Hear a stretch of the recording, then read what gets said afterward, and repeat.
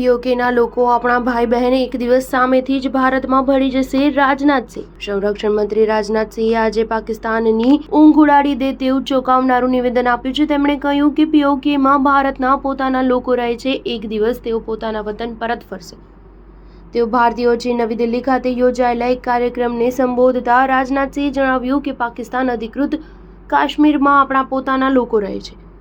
તેમાંના મોટાભાગના લોકોનું ભારત સાથે ઊંડું જોડાણ છે, લાગણી છે. અમુક લોકો જ પાકિસ્તાન સાથે જવા માંગે છે. અમને વિશ્વાસ છે આપણા ભાઈઓ જેઓ આજે રાજકીય અને ભૌગોલિક દ્રષ્ટિએ આપણાથી અલગ છે, તેઓ પોતાના સ્વાભિમાન, આત્માના અવાજ અને સ્વેચ્છાએ ભારતની મુખ્યધારામાં પરત ફરશે.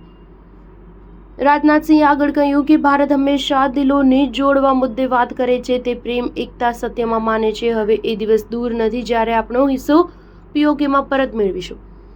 તે કહી રહ્યું છે કે હું ભારત છું અને ભારતમાં જોડાઈ. સંરક્ષણ મંત્રીએ આગળ દેશની સંરક્ષણ તાકાતને દર્શાવતા કહ્યું કે ભારતની સંરક્ષણ નિકાસ 23,500 કરોડના રેકોર્ડ સ્તરે પહોંચી છે.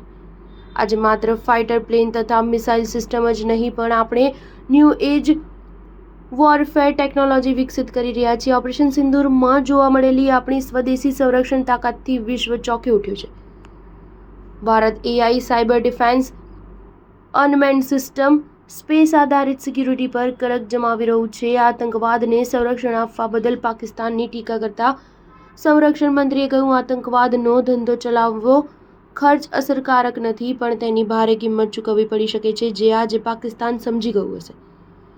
અમે ભારતની વ્યૂહરચના અને આતંકવાદ સામે લડાઈ માટે પુનઃ વ્યૂહરચના અને પુનઃ વ્યાખ્યાયિત કર્યા છે. પાકિસ્તાન સાથે અમારી ભાગીદારી અને વાતચીતનો અવકાશ ફરીથી ગોઠવ્યો છે.